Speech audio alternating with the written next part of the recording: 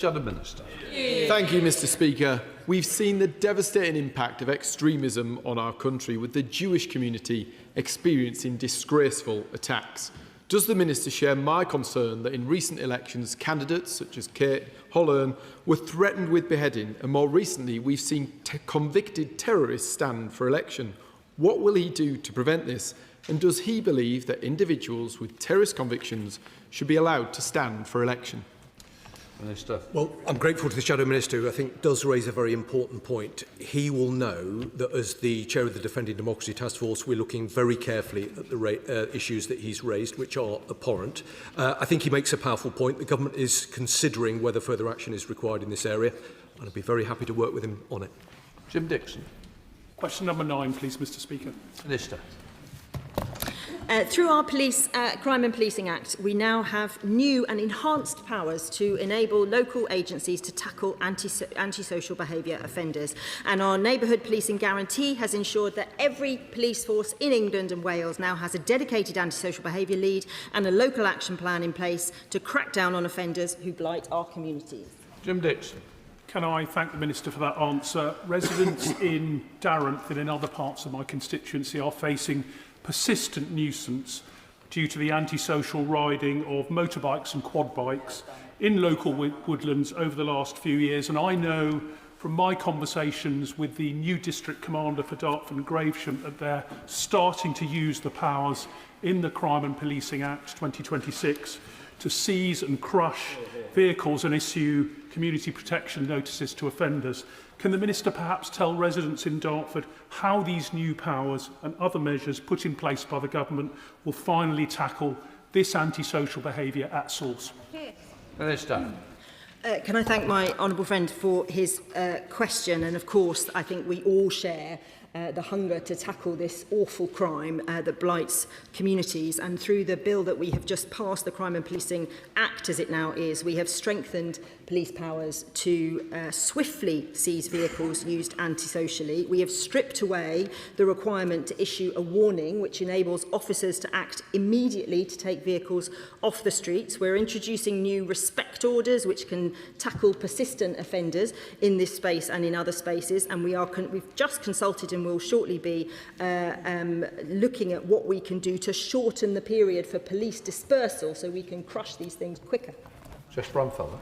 Thank you, Mr. Speaker. In my constituency and across the country, we've seen a troubling rise in violence towards wildlife, often using catapults. And wildlife crime is not an isolated incident. It usually speaks to something else. In fact, studies have shown that 7 out of 10 victims of domestic violence who owned a pet said that their domestic abuser was also threatening or harming or killing those pets. So would the Minister please look at Holly's Law, which would create an animal cruelty register so we can seriously deter wildlife crime, which often leads to other violent crimes? Minister.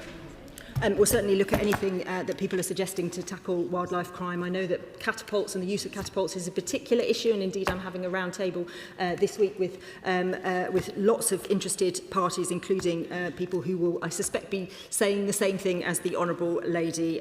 We do fund the Wildlife and Rural Crime Unit, which brings some more resource to this as well, but certainly we'll keep all options on the table. Just Southwell. Question number 11, please, Mr. Speaker. Home Secretary. Thank you, Mr. Speaker. With your permission, I will answer questions 11 and 16 together. We have made the landmark commitment to halve violence against women and girls in a decade, and already this government has begun to implement domestic abuse protection orders, which have protected over 1,000 victims already, Raneem's Law, placing domestic abuse experts in 999 control rooms, and specialist rape and sexual offence teams in all police forces in England and Wales. Our ambition is clear, but there is much more work to be done. Southwell. Can I thank the Home Secretary for her answer? Harshita Brella was just 24 years old when she was murdered and her body was dumped in a car boot in Ilford. Nearly 2 years on, her husband, an alleged killer, has still not been arrested and is believed to be hiding in India. A few weeks ago, I was humbled to meet Harshita's parents who'd made the journey to trace her last steps. They deserve justice and they deserve closure. Does the Home Secretary share my horror at this vile murder, and will she meet me to discuss what further steps can be taken, working with the Indian authorities to bring Harshita's alleged killer to justice? Home Secretary. Mr. Speaker, my deepest sympathies are with Harshita's family for their unimaginable loss. No one should have to go through what she and her loved ones have endured. As this investigation is live, I cannot comment further. I hope my honourable friend will understand that to do so could prejudice the investigation and the path to justice for Harshita and her family. Thank you, Mr. Speaker. At my recent market stall at Durham Pride, local Labour members and I spoke to many people about the government's Vogue strategy. The message we received was clear, that it's strongly welcomed but is long overdue.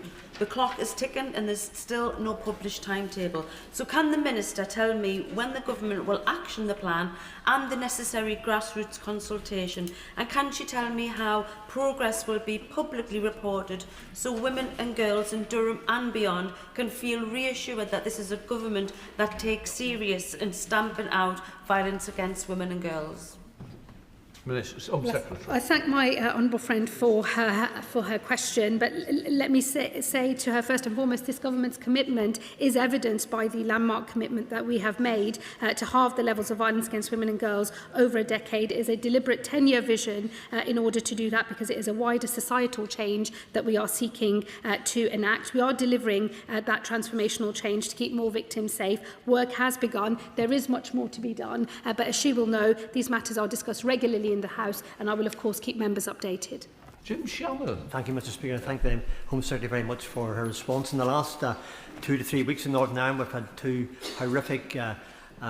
two cases of horrific murders against women and their unborn child. On both occasions, heavy sentences have been carried out. In response to the Honourable Lady's question and answer to the Honourable gentleman, I think it's important that we have similar rules in Northern Ireland for those who carry out vile, horrific murders, killing their partners and their unborn children, that there must be a law and there must be a sentence that equals that. Home Secretary. Let me assure him, to the extent that the criminal law applies across the whole of the UK, those are of course things that we track as a government. I will of course look at the substance to see if there is a change in the law that he is discussing. We do of course work with our colleagues in Northern Ireland very closely, and I will make sure that the ministerial team discuss these matters with their counterparts in Northern Ireland. Shadow Minister Alicia Cairns. Mr. Speaker, can I put on record my sympathy to the families and colleagues of Sir Alex Younger? He was a true patriot.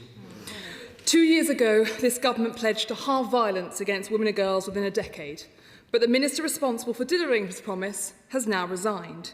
In her resignation letter, she laid a damning charge that government progress came from the fear of embarrassment, from threats made in light of catastrophic mistakes, and that it was only when the Prime Minister's shameful decision to appoint paedophile apologist Lord Mandelson bubbled up that Number 10 would kick into gear and finally do anything about women and girls.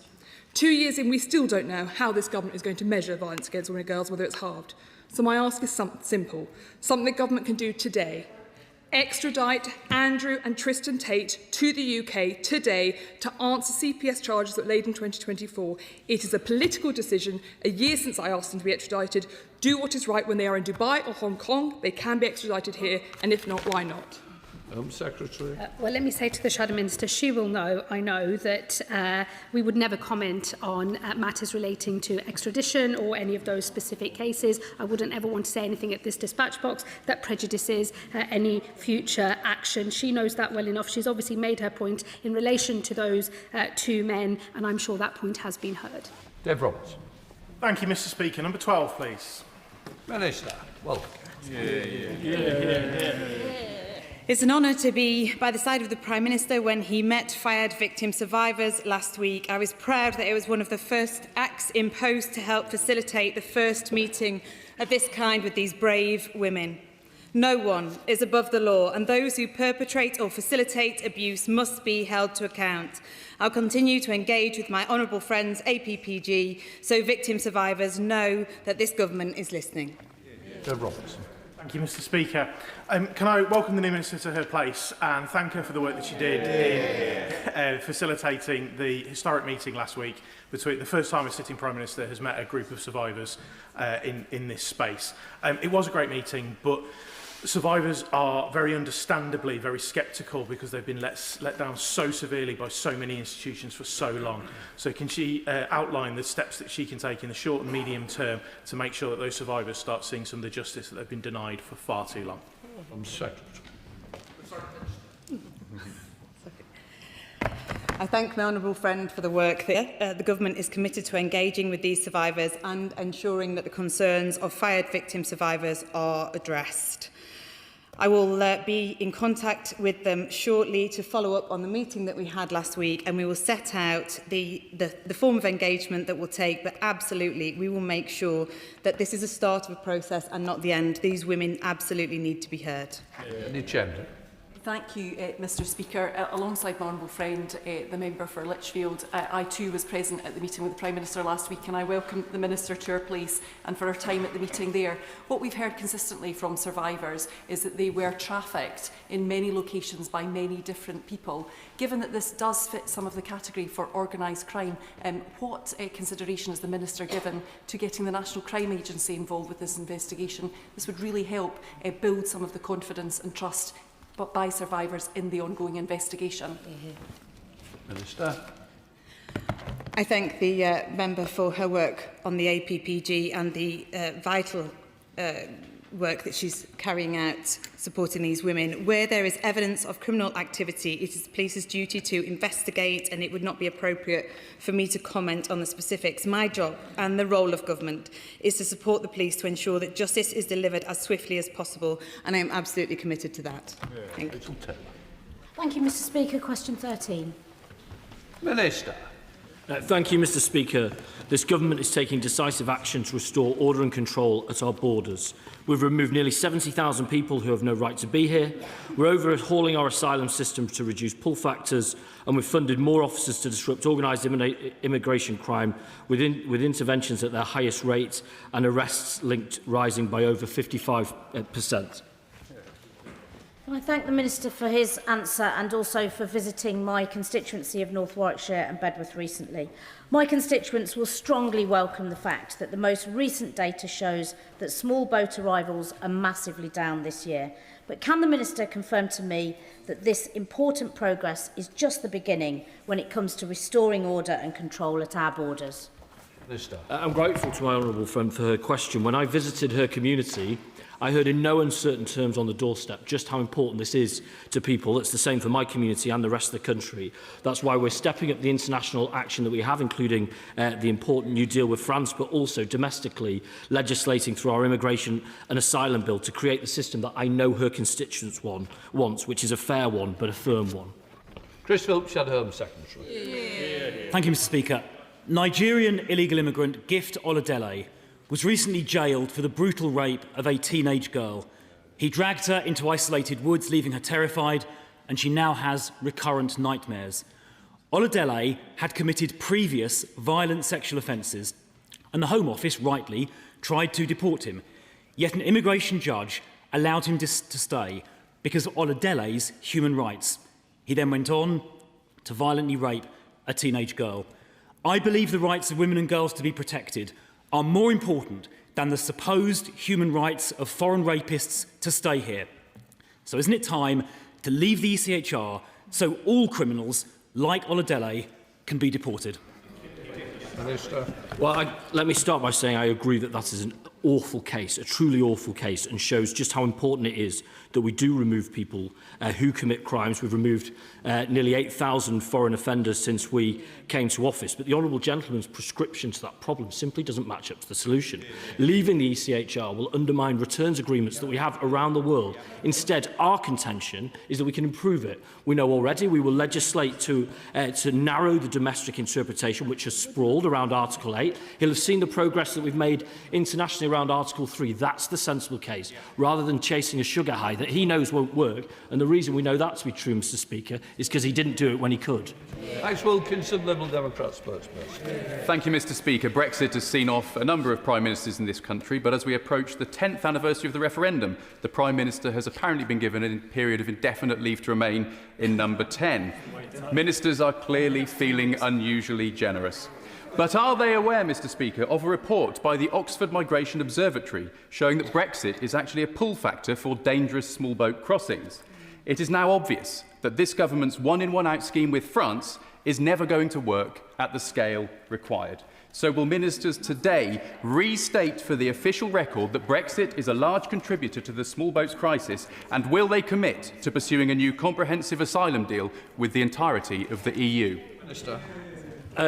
Thank you, Mr. Speaker. If we're talking anniversaries, I'd like to take this opportunity to wish my fellow class of 2017 intake a happy 9th anniversary today. And our 9th anniversary has been full of Liberal Democrat spokespeople trying to pin every single thing on Brexit. I say to him, these conversations designed just to create division in the country do not serve common aims of making sure that we have a robust asylum system. We can do that through our ordinary collaboration with our neighbours on the continent. I do that frequently. My right honourable friend does that frequently. Look at the action that has delivered with France alone. I think that's the better way forwards. 14 Mark Plegg, Mr. Speaker. I'm grateful to my honourable friend for his question. The government committed to new safe and legal routes in the Restoring Order and Control statement, and my right honourable friend, the Home Secretary, announced that the student refugee route will new routes to ensure that they're safe and controlled, and will provide an update to the House in due course. Whereas, Mr. Speaker, in recent years, families across Cornwall have been offering safe and welcoming homes to Syrian and Afghan refugees through the Community Sponsorship Scheme. Without using the words directly, manana or in due course, can the Minister specify when the community sponsorship scheme will be extended as promised? And I thought the honourable member was my friend, Mr. Speaker. But what he says speaks to the innate goodness of the Cornish people, as in my own community, as across the country, whether it's the Syrian scheme, the Afghan scheme, Hong Kong BNO, Homes for Ukraine. The British people have lent in when schemes have been ordered and controlled. We're working with stakeholders at the moment about what that looks like, but I would say to my honourable gentleman that it is crucial to the success of that programme that we do get them right, which is why it does take a little bit longer and it will take us the time to get it right. But I make no apologies for that, and I will say that further details will be set out in due course. Thank you, Mr. Speaker. Dr. Alice Stahl in my Taunton constituency is doing vital medical work. In normal circumstances, his wife would be allowed to visit him on the appropriate visa, but because she is in Gaza and she would have to travel to Israel or to other cities to give the biometric information, she cannot travel to join him or visit him. Will the government change the rules in the way they did for the Chiefening scholars so that people in Gaza can give biometric details in other ways? Minister. Oh, I can't speak to that individual case, but I would recognise that in areas of conflict where there aren't visa centres open, that of course leads to challenges. We have taken, I think, quite a pragmatic and flexible approach, not just with students, but also with medical evacuations as well. So if he's able to write to me, my honourable friend, the Minister for Migration and Citizenship, where we will look at that case accordingly. Come to topicals, Dr. Danny Chambers. Number 1, Mr. Speaker. Home Secretary. Thank you, Mr. Speaker. I believe that we in this House have a duty to protect the children of this nation, but there can be little doubt that collectively we have failed to keep pace with the changing threats that they face. Nowhere is this more apparent than in the horror of online sexual exploitation and abuse, but we have now begun to change the story. Today we lay down the gauntlet to tech firms. We've told them that they must block nudity on children's phones. We know the tech is there. We know there is a way. The question is, do they have the will? The tech firms now have 3 months. The clock is ticking. If they do not introduce these controls, we will legislate and force them to do so. This is a landmark moment in the protection of children in this country, so may I end by paying tribute to the woman who has pushed for this harder than anyone else, my friend and former colleague in the Home Office, the Honourable Member for Birmingham Yardley. The children of this country will be safer as a result of her work. Dr. Danny Chambers. Thank you, Mr. Speaker, and also pay tribute to the member for Birmingham Yardley for her immense campaigning and work in this area. Could the Minister be more specific about what actions will actually be taken to prevent women and girls becoming victims of AI-generated sexual content? Because this really can ruin lives. Secretary. Well, the honourable gentleman is absolutely right. It can ruin lives. The government has already been holding different platforms to account. He will know, of course, of our row with Grok and the action that we forced as a result of that. We are very alive to the online environment and what that means for deepfake images, for nudification apps, all our areas that we have already taken action on. This action today on device-level controls to block nudity for children is a game-changing moment, because it will prevent children from becoming sex offenders before they even know what sex is. It will prevent them from being victims of sextortion, and this is the right way forward. Laura Kirk-Smith. Speaker, my local Jewish community does not have a dedicated building to meet and worship in. This means that they're not eligible for the government's expanded support for Jewish communities, which is primarily aimed at these fixed places of worship. I really welcome the government's expanded commitment, and I welcome and I'm grateful for their engagement with me on this. But could I ask the Minister, please, for an update, including on this idea of whether support could be extended to security guards? Stop. Mr Speaker, my honourable friend may be aware that I recently met with a member for Mid Buckinghamshire and the rabbi for South Buckinghamshire. She will know the Jewish Community Protective Security Grant Scheme administered by CST funds security measures such as CCTV, alarms and fencing, which requires a fixed site to install and maintain. However, I fully recognise the fear and concerns raised by mobile Jewish congregations, and we're working closely with CST to understand what more support we can give. So, Home Secretary Criswell. Thank you, Mr Speaker. The Police Anti-Racism Commitment, a copy of which I have here, published in March 2025 by the NPCC, asks police to reverse engineer the same arrest rates for different ethnic groups, even though offending rates are different. It expressly calls for different racial groups to be treated differently, saying, and I quote, "People should not treat everyone the same," and, quote, "not being colourblind." This is a formal policy requirement for two-tier policing. I've been raising this for over a year, and I've never had an answer, including from the Home Secretary last Tuesday. So let's try again. Does she agree that this racist and dangerous policy document should be immediately withdrawn? Yes or no? Home Secretary. Mr Speaker, he knows full well that the NPCC, which is independent of government, is rightly reviewing the wording of its policy of differential treatment. He speaks from a sedentary position. Let me just say, I've taken more action on preventing differential treatment in the criminal justice system than he or his party ever did. Criswell. Thank you, Mr Speaker. Still no clear answer. Now, moving on. We have repeatedly raised serious concerns with the government's Islamophobia definition. Now, South Wales Police has instructed staff to record anything that goes beyond, quote, legitimate discussion of Islam, even if there is no crime. This could then be disclosed on someone's DBS check. Police officers in South Wales will now have to decide what is or is not legitimate discussion of Islam. No other religion is treated that way in South Wales. This is completely wrong. Parliament has repealed rightly blasphemy laws. Criticising religion is part of free speech. So does the Home Secretary agree that this guidance is wrong and should be immediately scrapped? Let's try a simple yes or no. Home Secretary. Well, given that this he represents a party and a former government that didn't take any action at all, either on dealing with hate crimes, anti-Muslim hatred, or other forms of hatred, I'm not going to take any lessons from him. Let me just make very clear from this dispatch box, the police, wherever they are, South Wales or anywhere else, must always police without fear or favour, and we are all and must always be equal before the law.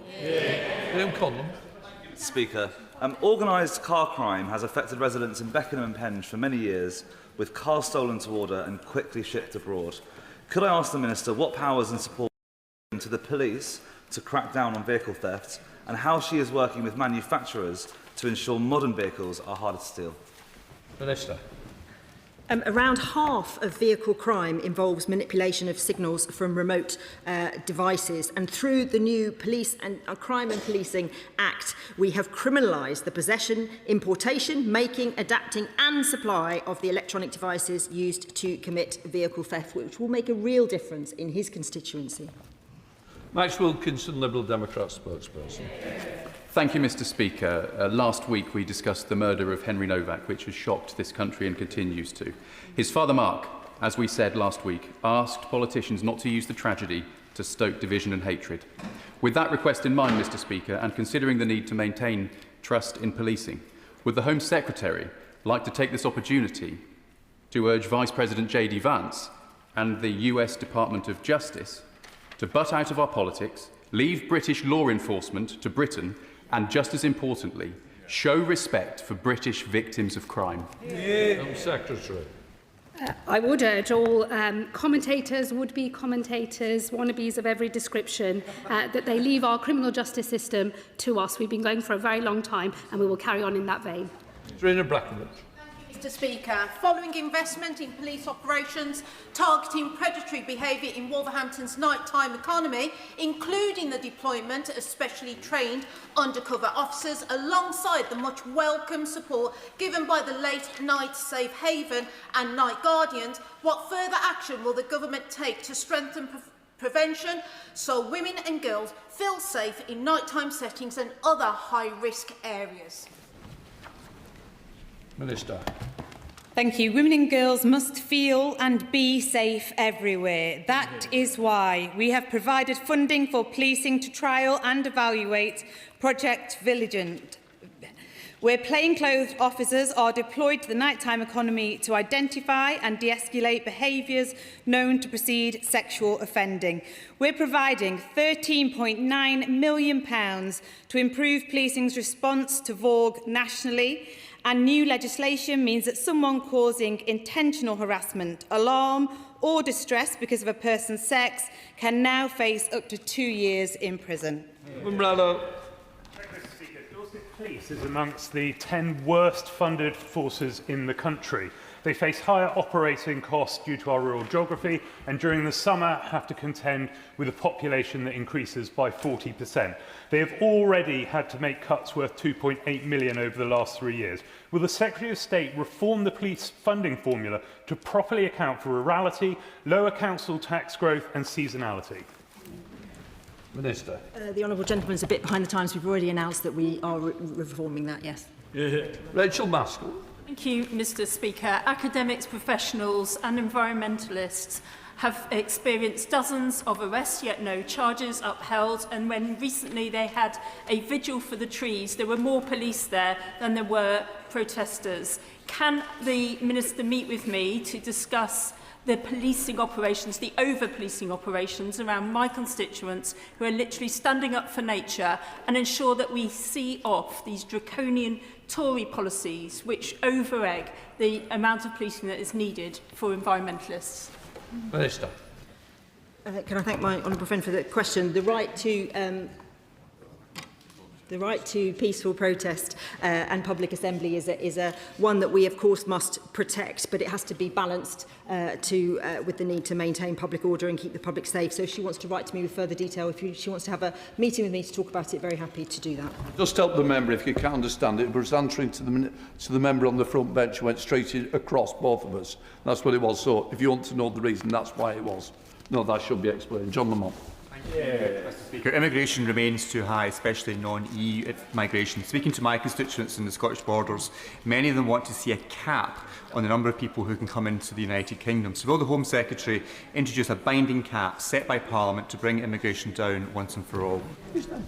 Thank you, Mr. Speaker. Under the last government, we saw 2.5 million arrive in just 4 years. That's 1 in 30 people in the country at this very time. This government's brought migration down by 82% since its peak and 41% in the last year.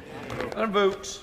Thank you, Mr. Speaker, and I'd really like to welcome my friend, the Minister, to her place today. Surviving Economic Abuse estimates that around 750,000 women are trapped in a joint mortgage with an abusive partner or ex-partner, with the only way out often being letting their home be repossessed or as abusers refuse to contribute to their share of repayments or they prevent the sale of the property. So I welcome the fact that the government wants to explore solutions, including what could be done by the Financial Services Bill. But what steps will the government take to stop joint mortgage abuse as part of its wider commitment to halving violence against women and girls? Thank you. I thank the member for her question. So the VOG strategy and financial inclusion strategy set out ambitious commitments to tackle the issue of financial abuse. The government is determined to embed the prevention of violence against women and girls across all departments. Our VOG strategy and the financial inclusion strategy committed to explore how we can make it harder for abusers to use joint financial products, including joint mortgages, as a tool of abuse, and to better support victim survivors. Last week, the Economic Secretary to the Treasury and I hosted a roundtable with 16 banks and financial service organisations to underscore government priorities, share best practice within the financial services sector and agree how we can work together to deliver commitments in the VOG strategy and the financial inclusion strategy. Mr. Speaker. There's been an exponential rise of e-scooters, which are incredibly dangerous as some can reach speeds of up to 70 miles per hour. On talking to the police, they said to me that whilst at the moment they're having to adapt existing powers and there's a lack of central guidance, I wonder if the Minister could outline to me if there's going to be some more central guidance that's actually forthcoming on the apprehension of individuals using these e-scooters. Thank you. Minister. And I'm working closely with the Department of Transport on these challenges, which I know many members across this House will have with e-scooters and the use of e-bikes. Making sure we have more neighbourhood police in our communities is the absolute core of this, and that's what this government is delivering. Jess Phillips. Thank you, Mr. Speaker. I would like to take this opportunity to pay tribute back to the Home. BBC carries the headline that we will stop children sending and receiving. Can she just, for the House, say that actually what it will do is also stop children ever taking naked images of themselves, and give us some assurances that her department is working on robust legislation and a legislative vehicle to make sure that this can happen? Secretary.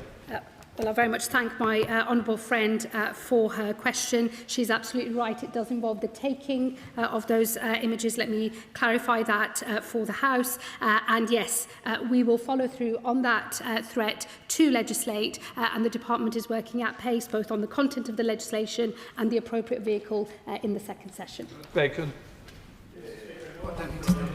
One police officers has fallen by 3,000, is now at a lower level than it was in May 2016 when Sadiq Khan became Mayor of London. Overall crime in London has increased by 26%, knife crime is up by 27%. Now, it is true that policing in London is partially devolved, but over 70% of the funding to the Metropolitan Police comes from the Home Office, and that makes the Home Secretary a key player here. So what is she doing to reverse this dismal decline that we've seen in Sadiq Khan's decade of failure? Minister. The murder rate is at its lowest level ever recorded in London. The police have more money, more resources to tackle crime, and we are working very closely with them as they do that. And I would just gently remind the honourable gentleman that his party, when they recruited police officers, put them behind desks. We are putting them in our streets fighting crime.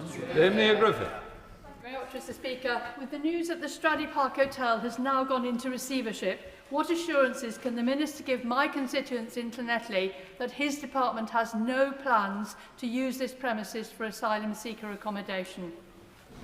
I can assure my honourable friend and colleagues across the House that we are closing hotels, not opening them. My constituents hate seeing organised shoplifting, apparently with impunity. Norfolk Police recognise this, and they've identified suspects in more than a third of all these cases. But what's the point when the government's assumption is that any sentence shorter than 12 months will automatically be suspended? What's the government going to do about it? Minister. We are making some progress in this space. It may seem small, but there was a 1% fall last year in shop theft offences, and there was a 30% increase in the last year of his government, of the honourable gentleman's government. So we are making progress. We're working very hard on prolific offenders in particular, how we target them more. We're using new technology. We're working with, of course, the private sector. Our policing bill brought in new powers. So we are going to tackle shop theft in a way that the previous government didn't. We're launching the Centre for AI soon, which is going to give us new technology that we can also use. We are bearing down on shop theft. To vandalism again. The new central seating area was damage impacting local businesses and footfall. I do welcome the government's effort to restore neighbourhood policing and our new police station, but what further steps will the Minister take to tackle antisocial behaviour like criminals like these to come off our streets and businesses can operate safely? Minister. We are working hard to introduce respect orders, which I think will be really important in this space. I'm very happy to come and visit the Honourable Lady and see exactly what the problems are and what we can do, but we are introducing whatever we can, the powers to tackle this kind of low-level, called by the previous government, antisocial behaviour that actually blights our communities. Dr Neil Shaftesbury-Hurst. Thank you very much, Mr Speaker. I listened carefully to the Minister's response to my honourable friend from Broadland and Fakenham. But the reality is that every day shopkeepers are facing abuse, threats and being stolen from. Yep. A direct consequence of the fact that the Sentencing Act prohibits those with, or takes a presumption that those with a sentence of 12 months or more will not face prison, is that there's no deterrent. Yep. So can the Minister genuinely say that our streets are safer as a result? Minister. So firstly, we're introducing a new offence. We have introduced a new offence against assault of a shop worker, which the previous government failed to do. And of course, we're using every single tool in our armoury. Unfortunately, the previous government didn't provide the prison places that they promised. So we have to deal with the situation as we find it. Joe Davey. Thank you, Mr Speaker. The role of the Faith Liaison Officer is extremely important within Lewisham, and this post has been deleted. They're important with regard to preventing extremism, building community cohesion. They meet with faith leaders and have been integral, in terms of the interfaith peace walk. Now, I just asked the Minister to look again at this role and to see what more can be done, because it's important not just for Lewisham, but across the Met and across the country indeed. As my honourable friend knows, it's a decision for the Met in terms of how they allocate their resources, but I do hear what she says, and I think obviously in light of the tensions that we have faced in recent months, I think there is a role for policing in building relationships with our faith communities, I'm sure. Speaker, every few weeks assorted far-right activists descend on my peaceful city of Perth to holler abuse at asylum seekers placed by the Home Office in hotels. They come tanked up on misinformation and loathing, and the people of Perth are getting thoroughly sick of it. Some who attend have even been served bans in their own communities, but yet they roll up in Perth. What will the Home Secretary do about these individuals, and will she consider something like buffer zones between the protesters and the hotels themselves? I'm grateful to the honourable gentleman for raising something that's very important. We know that across the country where there are those hotels, these are providing a focal point for people to do things they absolutely should not do and that we condemn in its fullest terms. Goal one is to shut those hotels. I think that's the priority, and I make that commitment to the community of Perth. But alongside that, we work with the local police, and I can support the honourable gentleman doing the same to make sure that those areas are supported and that all tools used as effectively as possible. Thank you, Mr Speaker. We're a patient people, a compassionate community in Bournemouth, but there is also a feeling in town that we are being asked to do more than our fair share with our 3 asylum hotels. Can the Minister please set out for my constituents that Bournemouth is uppermost in his mind as he is closing hotels, and that Bournemouth's asylum hotels are being prioritised for closure? I'm grateful to my honourable friend. He raises this with me very, very frequently indeed, and for good reason. I totally accept his characterisation. The people of Bournemouth have 3 such hotels. That's an extraordinary pressure, not just on public services, but also on community tensions. I don't want them open a minute longer than they have to be. So, of course, Bournemouth absolutely is uppermost in our minds. Sorry, Bradman. The Race and Faith Network at Greater Manchester Fire Rescue Service earlier this year wrote to its firefighters targeting anyone who might be representing Reform UK at the local elections in what can only be described as an attempt at intimidation. Firefighters can legitimately stand at local elections, so does the Secretary of State agree that this kind of politicisation and institutional bullying is wholly unacceptable, and what will the Defending Democracy Task Force do to investigate this and stop it from happening again?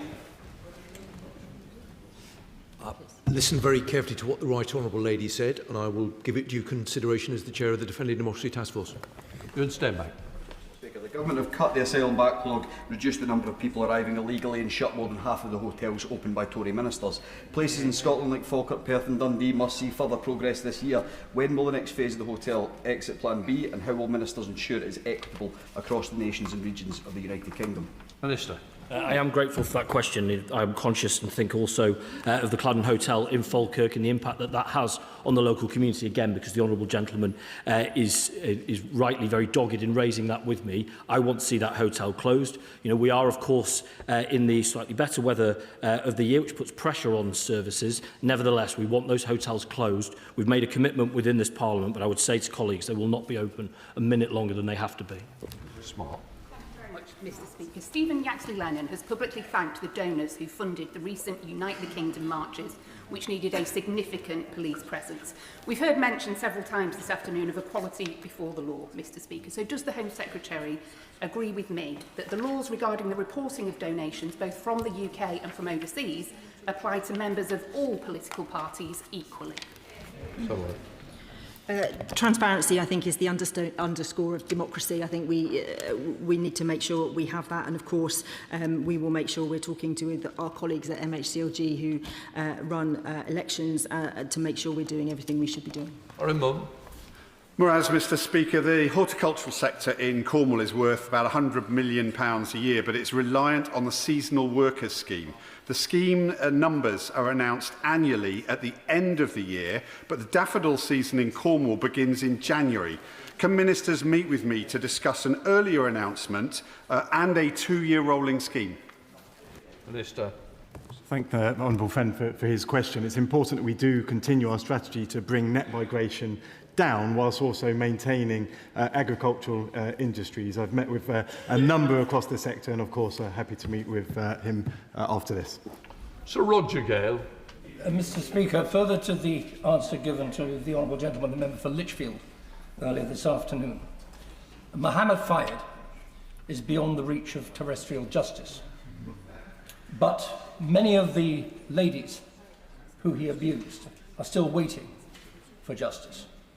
The Metropolitan Police has been conducting an inquiry into the activities of those who aided and abetted Fayed for many months. Will the Home Office ask the Met to expedite this inquiry so that these ladies can at last have justice? Minister. I thank the member for the question, and I can absolutely confirm how close this is to my heart.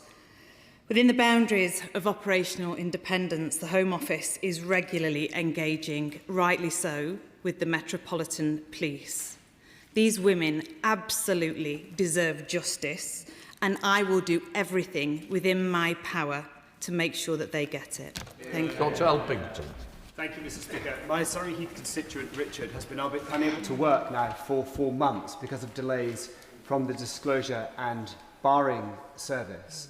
Things are getting desperate at home. He faces the prospect of defaulting on his mortgage this month. This is a 10-month delay from point of application to now.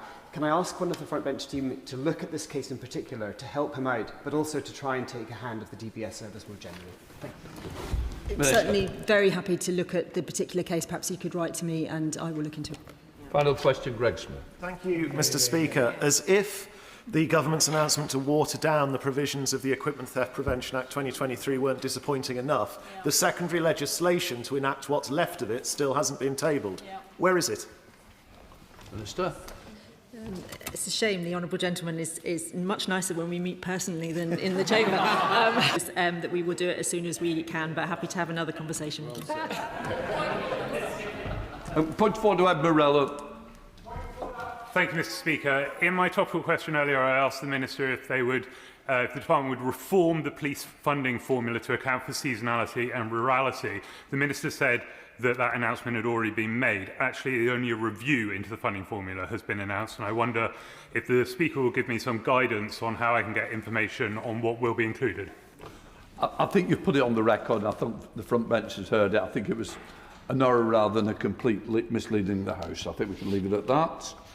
Point of order, Alicia Kearns. Thank you, Mr Speaker. In March, I requested 2 briefings from the Home Office as His Majesty's loyal opposition, one on Islamist terrorism and one on security threat in Northern Ireland. After months of chasing, at the end of last month, I received a reply from Private Secretary informing me that we will need to decline the request of a briefing for Alicia Kearns on the security threat picture in Northern Ireland and the Islamist terrorist threat. It is not unreasonable, Mr Speaker, to request 2 briefings in 6 months as the opposition. What advice can you kindly give and guidance on how we get the briefings we need so we can hold the government to account? First of all, the Chair has no responsibility for this. What I would say is responsibility of government to ensure the opposition is briefed, and I'm sure that point will have been noted. Right, let us go to the urgent question when the front bench change over.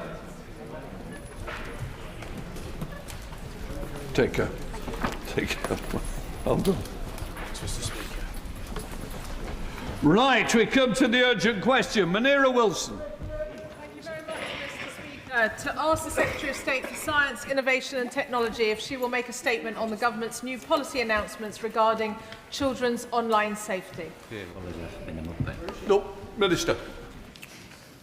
Thank you, Mr Speaker. The Prime Minister has announced that this government will take decisive action to strengthen children's online safety, including new expectations on technology companies to introduce crucial safety measures on children's phones. The government is clear that children are facing unacceptable levels of sexual harm online, including grooming, sextortion and coercion into sharing intimate images. A single image can trap a child in a cycle of abuse, something I've personally heard of from young people, from families, from civil society, and I hold them in my mind and heart as we take action to stop this harm at source. To address this, we have set out expectations that technology companies introduce device-level protections for children. These protections will prevent children from taking, sharing or viewing nude imagery across all core device functionalities. This includes camera, messaging apps, search functions and file sharing, and these protections are built directly into the operating system. We recognise that companies have already developed and implemented nudity detection on devices. We want to work collaboratively with industry to build solutions, to call on companies to take action within 3 months. We have been clear that if industry does not meet our high expectations, we will not hesitate to legislate. Furthermore, the government's Growing Up in the Online World consultation closed on the 26th of May. The government is currently reviewing the responses and will provide an update in the coming weeks. Munira Wilson. Thank you very much, Mr Speaker, for granting this urgent question and for the Minister's response. Today and over the weekend, we see a Prime Minister who spent months completely disengaged from the digital threats facing our young people, suddenly experiencing an 11th hour Damascene conversion. This sudden rush seems driven entirely by a looming ballot box in Makerfield and a full-scale rebellion on his own backbenches. Now, we Liberal Democrats won't criticise someone for reaching the correct position, even if it's taken them some time. But unfortunately, this government's actual approach remains profoundly weak, Mr Speaker. It's shameful that the Prime Minister has to beg big tech to stop the proliferation of child sexual abuse imagery. He could and he should make these changes anyway. So I make this appeal to the Minister and to the Prime Minister too, if he is watching. Just do it. Just bring forward the legislation. Why is he still asking big tech to cooperate with him when they've constantly shown total disregard for our children and young people? Now, Mr Speaker, I want to also turn to the broader proposals which have been briefed to the newspapers over the weekend regarding a ban on harmful social media for teenagers. Liberal Democrats welcome these reports and urge ministers once again to move quickly and decisively. Only through a smart film-style age rating system can we protect children from harmful online content and algorithms. I'm delighted that it seems that in pursuit of a legacy, the Prime Minister is borrowing more Liberal Democrat ideas wholesale, tiered age-rated access, ending infinite scrolling and tackling online gaming, not just social media, despite ordering his MPs and his peers to vote repeatedly against many of these proposals during the passage of the Children's Wellbeing and Schools Bill.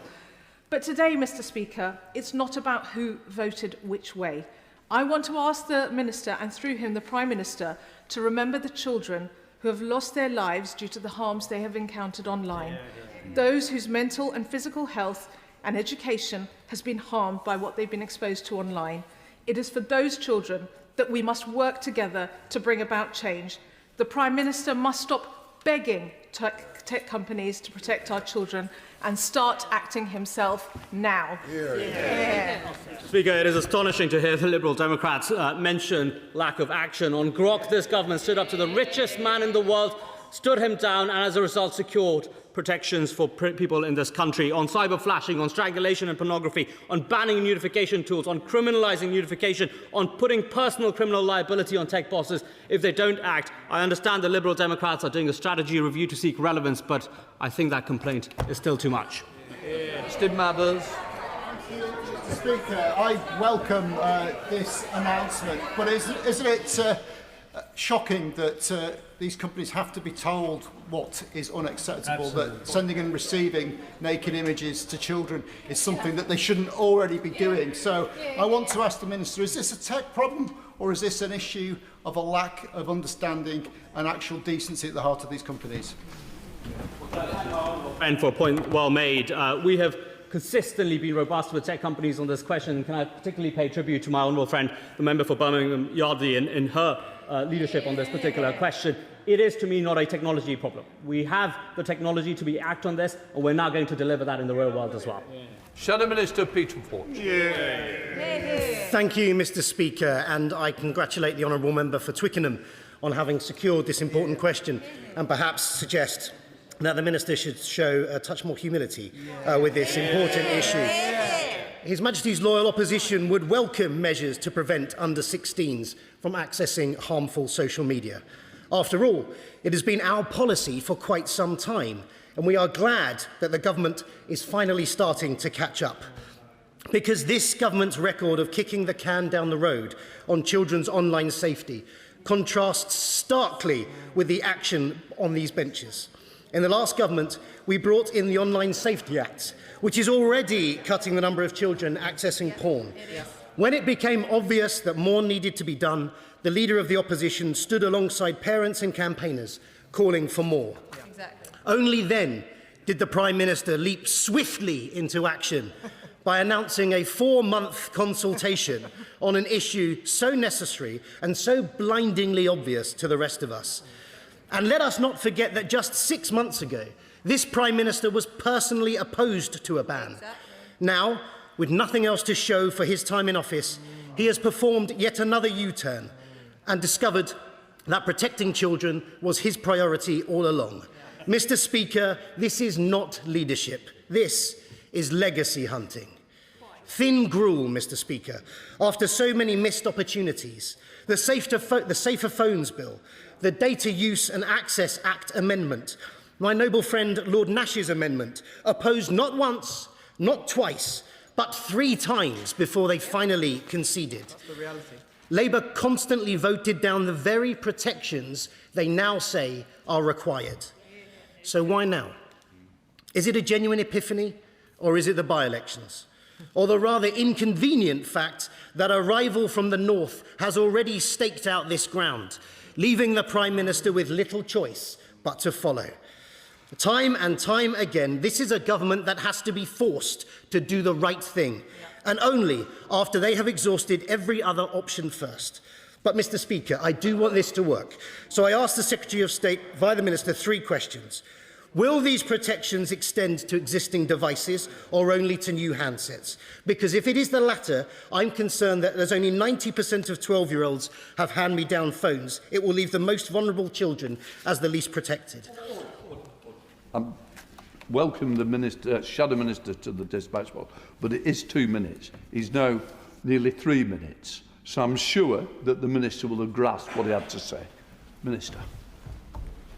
Thank you, Mr. Speaker. Can I firstly point out that the opposition and government took 7 years to pass a bill and then found that bill inadequate in law to be then proposing all the things that they have tried to do.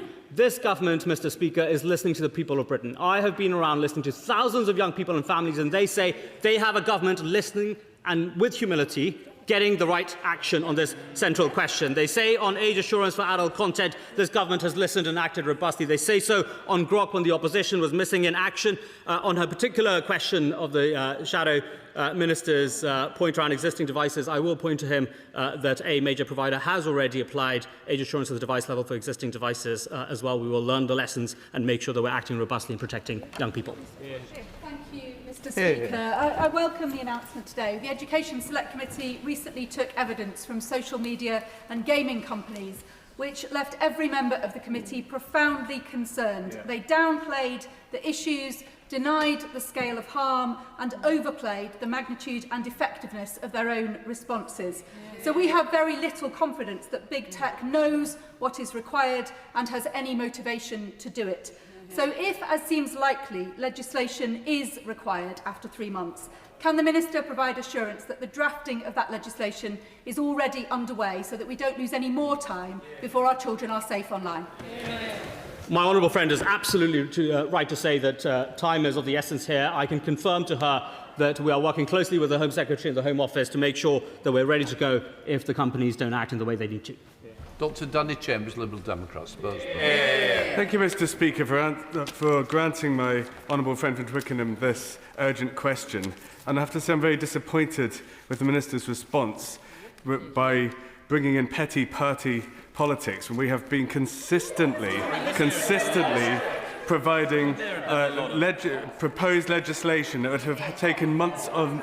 This could have been implemented months ago. And I speak on behalf of parents, children, teachers, carers, and actually the children themselves when we ask, why is the Prime Minister pleading with tech companies about this? He's the Prime Minister. He should be leading the charge on blocking child sexual abuse material on smartphones. And it is absolutely baffling that we've now only reached this point. We saw the horrifying effects of Grok and other chatbots that are able to generate and share explicit content of women and children at the request of online users earlier this year.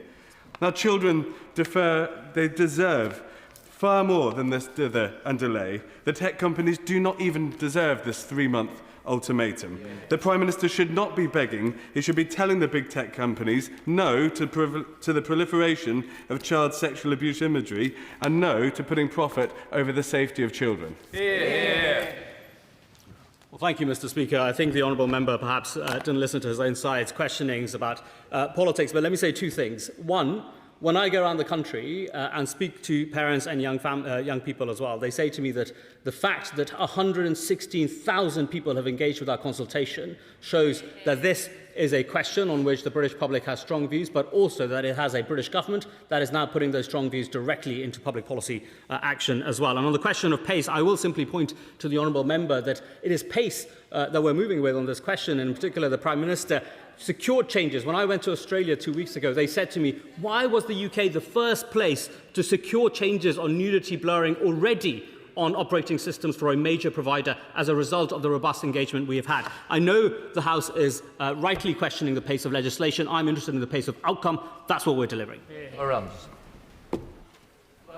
Thank you, Mr Speaker. There's been a social experiment conducted by social media companies on our children for too long, and parents have been left trying to take the burden.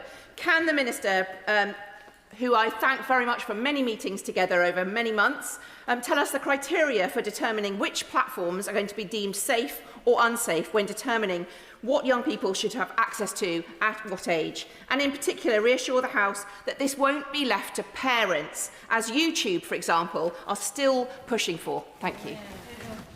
Well, can I, Mr Speaker, first thank my honourable friend who has been a remarkable champion for young people and families on this question. I have deeply valued her input and expertise on it as well. On her particular question of definition, I won't preempt the particular decisions as a result of the consultation, but I will say to her that her representations on harmful functionalities are very much top of mind for me, and I can assure her very much that it won't be parents who will bear the burden of enforcement. It will very much be the platforms that we're making sure are responsible for enforcement and acting.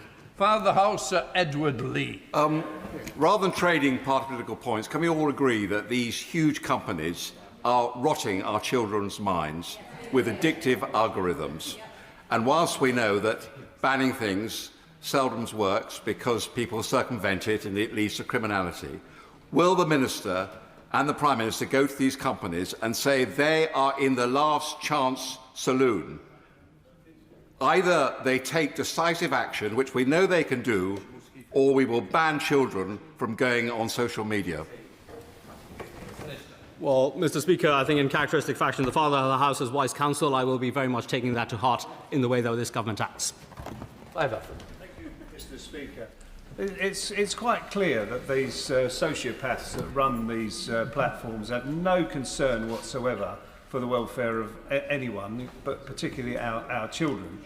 And that the only message that they're going to listen to is if there's legislation put before this House that is going to act and send a clear message to them. So when are we going to do that? Can I thank my honourable friend? And I think the point he makes about the inadequacy of what the tech companies have done so far is absolutely one that I feel the weight of as well. We are acting to make sure that young people in this country are secured from the harms they're experiencing. We have done that already by engaging robustly with the companies so far. As I said, already world leading in the fact that a major operating system has been reformed only in the United Kingdom to secure our children. If that doesn't happen, we are already working in parallel to make sure the force of the law is felt as well. Mr. Speaker, it's a pity that the Minister has chosen attack as the best form of defence when so many across this chamber have raised this issue repeatedly over many years now as something of concern. Nevertheless, setting aside his bombast and hoping that it will be more thoughtful in the implementation of these welcome changes, can I ask, as part of the guidance, I know he's going to be issuing guidance, as I understand it, for parents about screen usage, particularly for very young children. Can I ask if part of that guidance will also be to parents about their screen usage in the presence of their young children? There's growing evidence that what's now called technoference is having a strong impact on the attachments that parents form with children in the very early months and years of life. And that's being felt, certainly in my constituency, in Andover and elsewhere, in primary school as they arrive. I think it'd be helpful for parents to understand the impact this is having on them and their attachment to their children too. Speaker, I think the honourable member makes an incredibly thoughtful point, something that I have heard an anecdote in engaging with young families as well. I'm conscious that we are running a large-scale media literacy campaign to support parents in their understanding of social media and its impact on them and their relationships with their kids as well. I will take his comments and make sure that they're fed into the guidance that is prepared. Becky Gitt. Thank you, Mr. Speaker. The honourable member for Twickenham mentioned delay on this issue, and I wonder whether that's a shame that perhaps she didn't enjoy the same level of consultation that I and many of my colleagues on this side of the House did with our constituents. When I was in Ysgol Maes Garamon recently, consulting with groups of parents and young people, students there, I was surprised by how much commonality they had in what they asked for from this consultation. It was my privilege to present that to the Minister last week. Does he agree with me and indeed them that it's the responsibility of this government to call the tech companies to the table so that there is that opportunity for parents, young people, government and tech companies to all be working together to protect our young people? Can I thank my honourable friend first and foremost for the depth of engagement she has done with young people and families in her constituency in representations that she has made to me. Mr. Speaker, one of the things I have heard consistently from young people, both here and abroad, is that in the way we have engaged on this question, we have made sure that we're doing politics differently, that we're listening to the voices of young people and families and putting it right at the heart of our decisions. She has done that in her community. We will do that across the country. It's funny how the thought of his legacy has suddenly spurred the Prime Minister on to take action to protect our children when he has resisted for so long. That being said, it is welcome that the government is listening to the harms-based approach that the Liberal Democrats have proposed and are considering restricting different social media sites at different ages rather than a blanket ban that will have unintended consequences and be unworkable. But could the Minister confirm that the government will include addictiveness as a factor when determining age restrictions for different sites, platforms, games and features? In the spirit that has been recommended by the House, I will ignore the first part of political attack from the honourable member. But can I just point to her that I think the particular point she makes on addiction as a really important vector of harm is very much on our minds as we think about the appropriate action here. Rachel Taylor. Mr. Speaker, parents and teachers across North Warwickshire and Bedworth are worried sick that tech companies are willfully allowing young people to share and access explicit content on their platforms and devices. They're crying out for help. Does the Minister agree with me that it's high time the tech giants are held to account and forced into action to keep young people safe, and the government will legislate without delay? Well, I wholeheartedly agree with my honourable friend. She has been also a remarkable champion in having engaged people in her community and representing those voices to me. We will make sure those voices result in quick as well as deeply robust action. Jeremy Wright.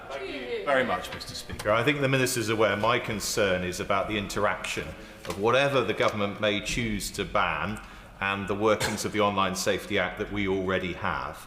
I know the Minister recognises that that's an important interaction. Would he reassure me that the government is fully aware of the need to ensure that whether it bans access to social media entirely for children or indeed bans specific functionalities, we will need to ensure we do not undermine the duty of care that the OSA requires of social media platforms and others?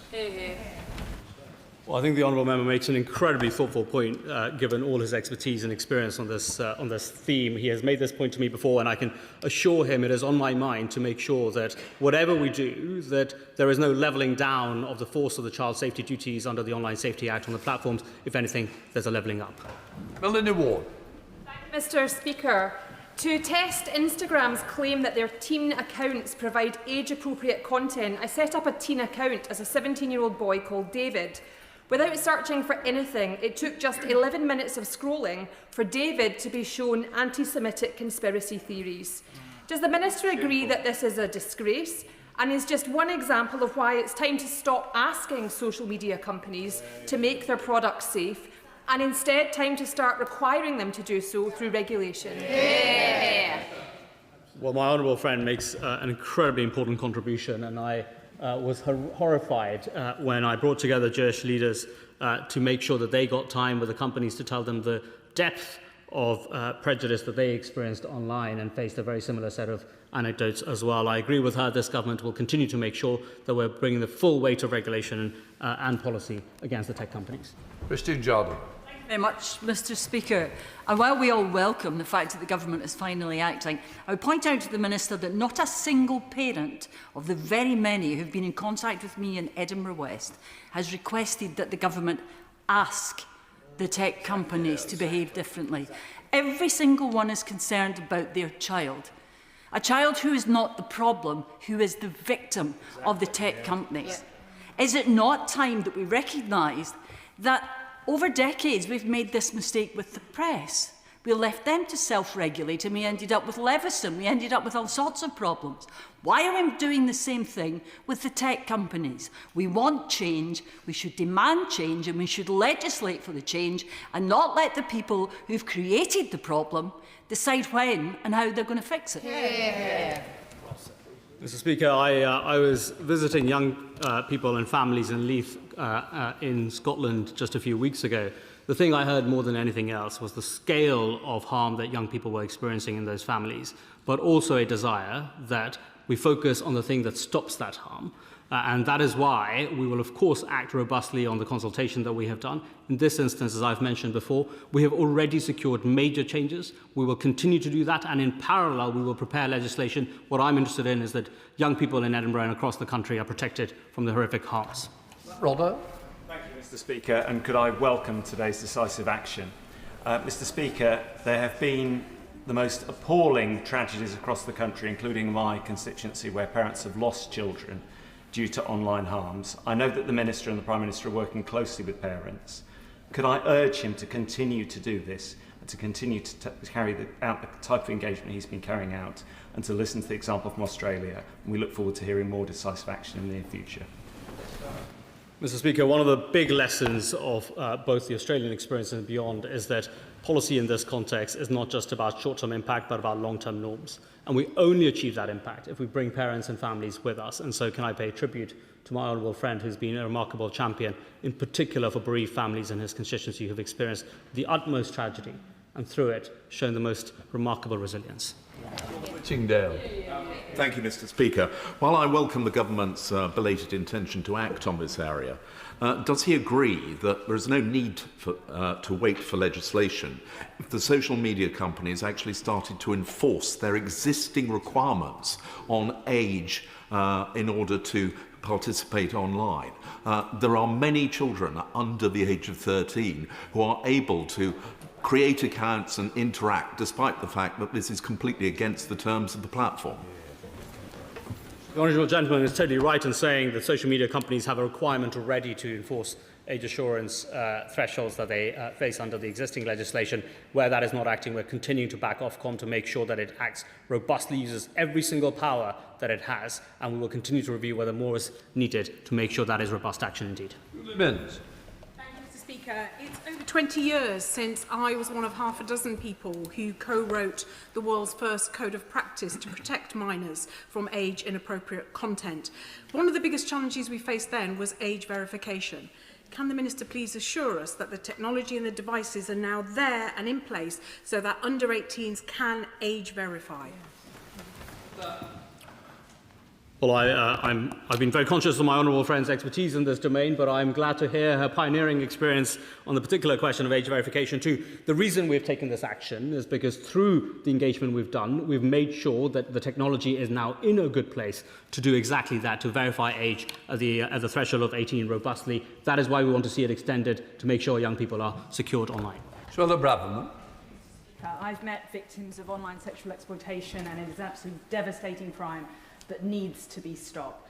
But I really fear that the government's plans are going to make things worse for everyone whilst taking little action to protect children online. The Australian model hasn't worked, and I fear that these government plans will effectively open the door to state-mandated surveillance and digital ID on the entire population. We all want children to be safe online. Brilliant technology exists, like parental control software and excellent other mechanisms. Good enough. We can use that technology. Can't we use that technology more rather than imposing an authoritarian ID database on the entire population? Mr. Speaker, that is a remarkable mischaracterisation of what this government is looking to do, and I think the bulk of the House will feel the weight of what the honourable member has just said. But let me say very clearly, Mr. Speaker, there is a straight choice here between backing parents and their families in a context where they're experiencing remarkable difficulties in keeping up with modern technology, or backing platforms. And I'm astonished that the member has said that the Reform Party is backing tech billionaires and platforms, not parents. Thank you, Mr. Speaker. Unfortunately, I don't believe that the tech giants will do as they say and act in the right way when it comes to this issue.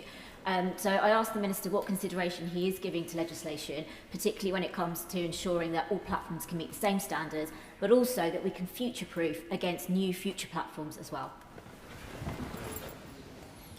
Well, I share my honourable friend's scepticism, so let me say two things. One, actions matter more than words. We have already demonstrated in action that we can move in a pioneering way. The world-first action that we were able to get on a major operating system earlier in this year thanked something that has been praised by international partners as well. But secondly, on her particular point on law, as I mentioned at the outset, the Home Secretary and Home Office and I are working very closely to make sure that we're preparing law in parallel to ensure that no stone is unturned in securing our young people's future. Thank you, Mr. Speaker. I welcome the government's belated move on social media, but can the Minister clarify, does the technology prevent photos being taken in the first place, or does it scan your device to prevent you sending photos? Because there are understandable privacy concerns. But can the Minister also clarify, his department's briefed the media that YouTube Kids will be excluded from any such action by the government. Can he explain why? Thank you, Mr. Speaker. On the first question, whilst we will continue to look at the most effective ways of making this happen, the existing technology largely uses classifiers that ensure, even at the point of taking of the images, that camera rendering can prevent those from being taken. So that technology exists already. On her second point, as a matter of course she'll be aware, I will not comment on briefings. I've spoken to many young people in Aylesbury and the villages about this. One boy told me about the content he'd seen, from terrorist beheadings to sexual abuse, and this is what he said to me. He said, please don't stop us communicating with our friends, we want to do that, but please stop us seeing this illegal and traumatising material, and please help us manage our addiction to these social media platforms. Does the Minister agree that the tech companies cannot be trusted with our children's safety or their futures, and that the government has to step in now? I agree entirely with my honourable friend, and she has also been a persistent campaigner on this question, and I valued her input and conversations on it as well. Clearly, Mr. Speaker, the experiment that we have allowed our young people to be a part of has not worked. We must put it to an end. We will do so robustly, imminently. Vicky Slade. Mr Speaker. I welcome the proposals announced today, but I am concerned that they appear to be limited to nudity. Children who have been the subject of self-harm or been encouraged to take their own lives, and those who've seen extreme violence don't appear to be covered. My son George told me that without any attempt at trying to find it, he was fed the images of Charlie Kirk's murder pretty much as soon as it had happened. And I don't see anything in here to prevent something like that happening again. So can the Minister confirm that this will include extreme violence as well as those awful sights that are causing children to hurt themselves? Well, I really value the particular harms the honourable member has raised. Can I assure her that extreme violence and self-harm content of the sort she's described are significant and priority offences under the Online Safety Act already? Platforms have a liability to make sure that that sort of content is rooted out proactively. And where that's not happening, the regulator has the powers to act against it, will continue to do so. The particular change being considered here is about a very specific classifier of nudity. It's much harder to build classifiers for particular types of violence. I will, of course, continue to work with her and any others interested to look at where more we can go. Tom Collins. Thank you, Mr Speaker. I really welcome the government's position on this, and we know the technology is capable and present. I've spoken to those in the UK developing this technology, but it's been realised against headwinds because there is no pull.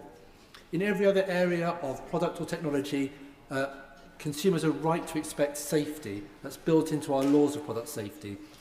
That's not the case for digital, and currently there's no pull for this technology from the big tech companies. Does the Minister agree with me that we should be moving in a direction that creates this pull for innovation, for safety as a value, for technology that delivers safety, to be innovating and enriching our economy as much as the technology at the moment that is threatening healthy has done? Mr Speaker, safety by design is an incredibly important principle, and one of the things I valued both in its mention in the online safety legislation but also in our engagement with companies is that I think it's a very attractive and tractable way of driving change as well. I know my honourable friend has done extensive work on this. I'm looking forward to engaging with him in depth to make sure his ideas feed into our decisions too. Sir Julian Lewis. As long as children are given access to social media, I very much doubt that it will be possible to prevent them seeing harmful content. But given the very strong assurances from the Minister that he will certainly be taking action to prevent them seeing extreme content, can he explain to the House what sanctions will be available effectively to punish those social media companies that defy the legislation?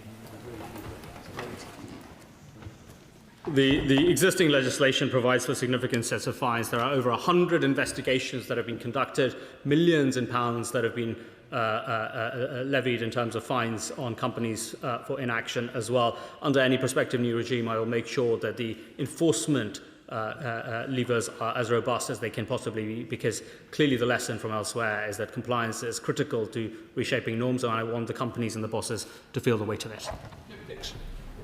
Mr Speaker, I'd like to thank parents, teachers and young people in Dartford who came together with me at the end of last month to discuss action around how social media companies are engaged in what has been described as the great rewiring of our childhood and how to take action against that. And I was pleased to be able to provide a report to the Minister's Department after that engagement. There was near consensus that we wanted to see age restriction around social media access, a digital age of consent on data access, as well as more guidance for parents and families from trusted sources. Does the Minister agree that it's vital we take steps in all of these areas, as well as the very welcome announcement today on smartphones? Minister. Thank you, Mr Speaker, and can I thank my honourable friend for the engagement he has done and for sharing the lessons from it as well. Right across the three areas he talks about, age restrictions, the ability to be able to wield appropriate consent, as well as guidance for parents. I think the central theme is that parents and young people feel a loss of agency, and that is exactly the fundamental focus this government has, to restore the agency of people over platforms. Seamus Logan. Mr Speaker, there remain serious concerns about the ability of children to currently use a live stream on social media and the potential risk and harms that may arise. And this has been raised by my honourable friend, the member for Aberdeen North, in the past. In addition, members will be well aware of the risks posed to children by strangers, who are in some cases adults with malevolent and illegal intent. Can the Minister confirm that live streaming and the protection of children from these predators will fall under the scope of the forthcoming government response. Speaker, the honourable member makes incredibly important points about both live streaming and what is called stranger pairing, the ability for strangers to engage with young people online on a series of platforms. Live streaming and stranger pairing together has seemed to me a really important way in which international criminal networks have undertaken child sexual abuse as well. It is very much top of mind as we think about regulating functions and functionalities and features that I think are some of the most challenging aspects of what drives harm for young people. And urgent it is. While the tech companies are spending millions of pounds congratulating themselves on how they're going above and beyond, children in Darlington tell me that the parental controls are really easy to work around. Can the Minister outline how these new settings on devices are going to be safeguarded to make sure that children can't use a toggle to toggle them on and off and access their functionalities again? Well, I thank my honourable friend. She has been incredibly thoughtful on these questions before as well. And can I agree with her as well, which is that parental controls, in my experience with young people and families, have just not been easy to engage with, nor have they been completely effective in driving down the harm in question. And so in thinking about the effectiveness of what we've announced today, one, I think having age assurance at the device level in a way that is effective in some of the instances we've seen already, I think the evidence is pretty clear. Two, the technology appears to be pretty effective in understanding nudity and therefore blocking it. And the reason we're looking at that is precisely because we think it's radically more effective than doing it just at the level of the application. I will continue to bear her lessons in mind. Gavin Williams. Thank you, Mr. Speaker. In my constituency, this is an issue of real concern to parents as well as children. And as we look at the big tech companies, they often seem to resemble big tobacco companies in the 1960s, or certainly some of them do. We've had a lot of briefing from the government, and we've had an announcement not in this House. Will the Minister commit to coming to this House when the guidance is ready to set out exactly and very clearly as to the steps that the government are going to continue to take to give real reassurance to parents in my constituency who are so concerned about this matter? Mr. Speaker, I think the government has already committed to a conversation as well as a vote at the floor of the House on the substantive question of the consultation. I will make sure that there is even fuller scope for engagement in the Chamber on the full set of questions that the member has raised. Thank you. Jess Bramford. Mr. Speaker, many members across the House will have read Careless People, a book by Sarah Wynne Williams, a whistleblowing account of her time working inside Facebook, now Meta. She is now being silenced by Meta using lawfare when she sounded the alarm. These companies do not care about the people that use the platforms. They only care about keeping people on their platforms, especially our children. So what does the Minister know that we don't, that asking them nicely is going to achieve the intended results rather than legislating against them? Mr. Speaker, one of the things I most valued in this role is being able to directly engage with whistleblowers from the range of companies and to hear both their understanding of what is happening internally, but more than that, the strength of their prescription.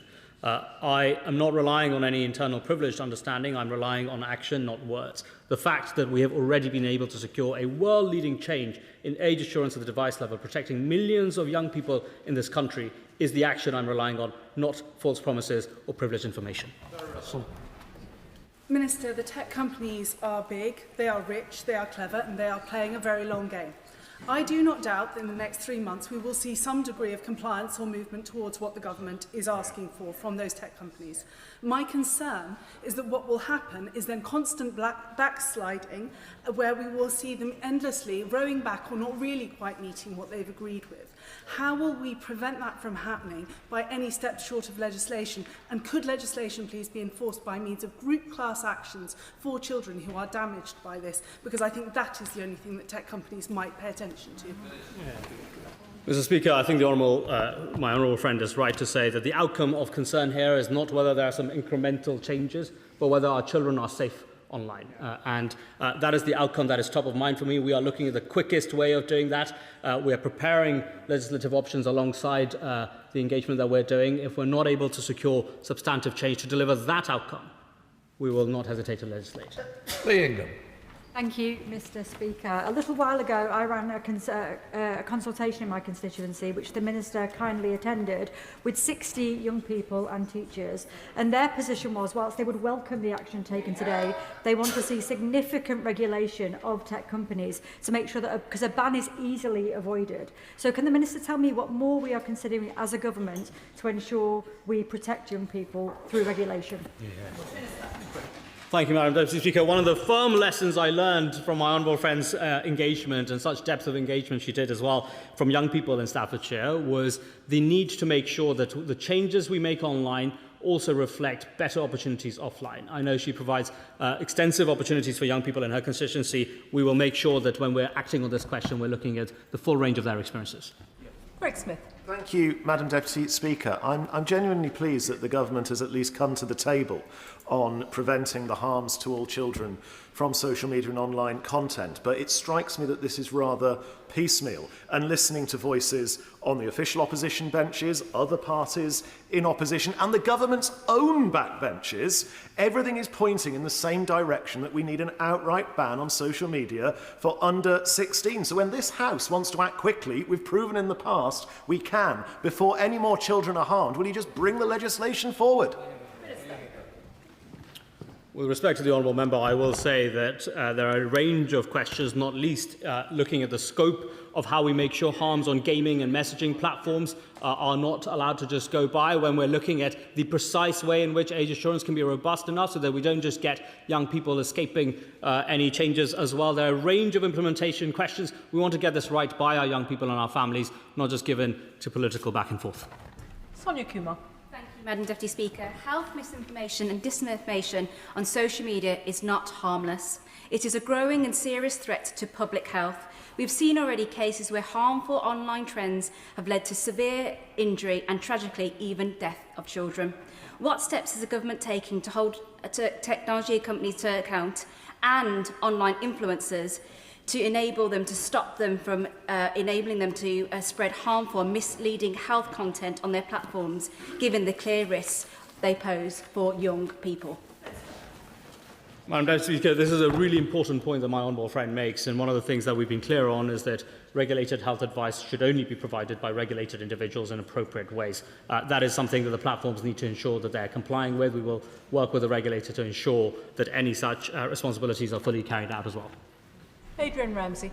Thank you, Madam Deputy Speaker. At some recent roundtables that I held at high schools in Waveney Valley, one young person said that social media is dangerous for young people and the government needs to take more control over social media companies because of the harmful content, while a senior teacher said that the majority of what we are dealing with as safeguarding needs is via social media. So how will the Minister ensure that the out-of-control corporate tech giants are effectively regulated so only age-appropriate content can be accessed? I think the central message that the honourable member should take away is that this government will make sure that we are restoring control in the hands of families and this government, democratic values rather than tech bosses. That is the outcome we will deliver imminently. Jonathan Davis. Thank you very much, Madam Deputy Speaker. Parents, teachers, young people themselves in mid-Derbyshire have spoken to me extensively about the harm which young people are receiving from being on social media and also from the issue of smartphones. But it is worth noting, Madam Deputy Speaker, that many young people do actually get their legitimate news content online. They also have a lot of access to educational material on places like YouTube. So we've got to be careful we don't push young people to more harmful places on the internet through this legislation. But can I just ask the Minister, what steps will he take to ensure that young people can still get their legitimate news online because they're not engaging with the traditional broadcasters or buying newspapers, and that they can get their educational content too, because we don't want to have any unintended consequences there? My honourable friend makes an incredibly important point. On all my travels across the country, Madam Deputy Speaker, I have tried to be very active on social media, but the only content that young people report having seen is on NewsRound. And so I think there are ways in which public broadcast, appropriate high-quality news and educational experiences can be delivered in innovative ways in schools as well as online. This government will make sure young people are kept informed as well as in receipt of educational experiences. Mark Pritchard. This country is in danger of losing a generation of young people to the bad and malign influences of big tech. And let me be clear, big tech can be a force for good. But is it not the case that the last government and this government are completely embedded with big tech? Big tech often is more powerful than many governments, bigger budgets than many governments. And some of the big tech owners actually don't believe in democracy, believe that democracy is bust and want to undo it.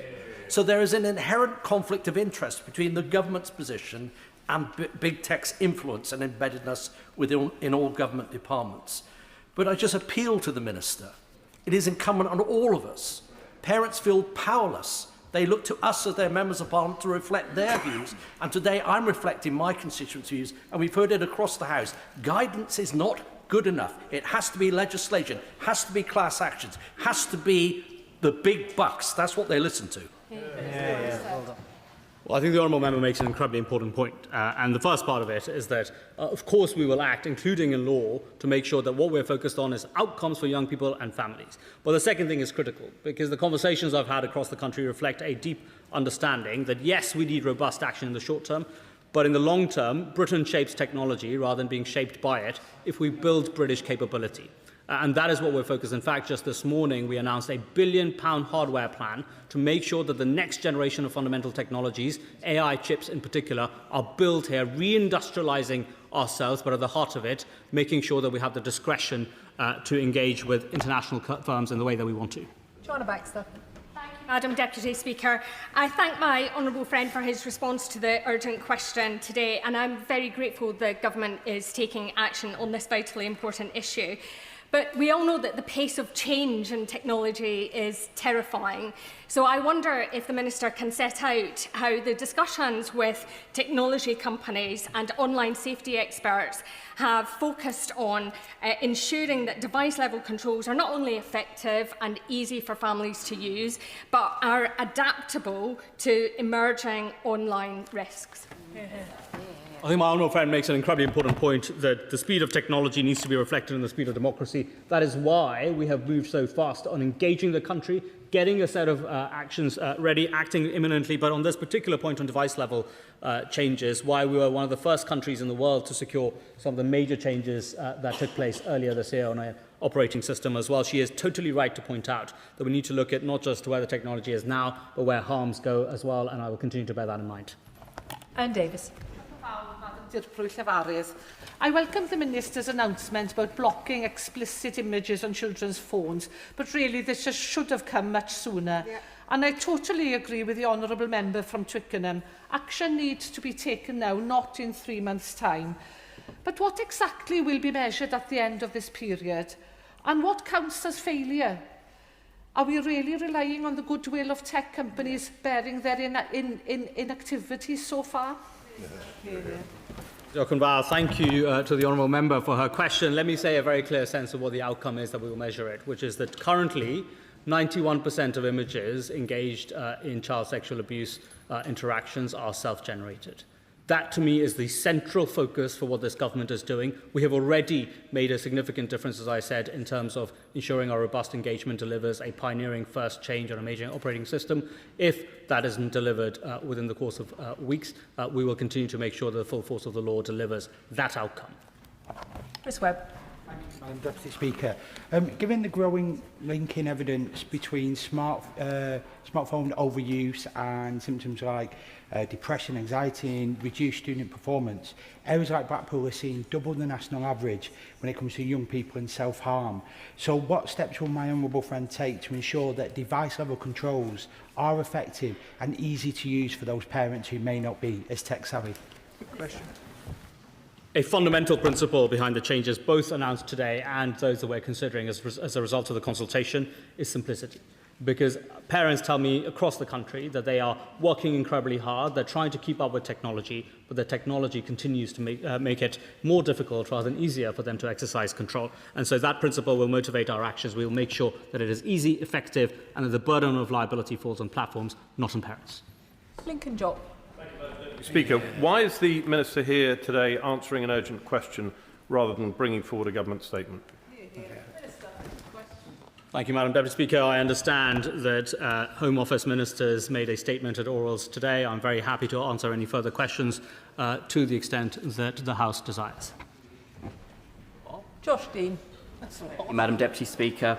The vast majority of members in this place have had the benefit of growing up in a world without social media and with social media, but young people today have not had that benefit. They've grown up with lives intimately intertwined with the digital world, and in lockdown were pushed even deeper online without being given a say.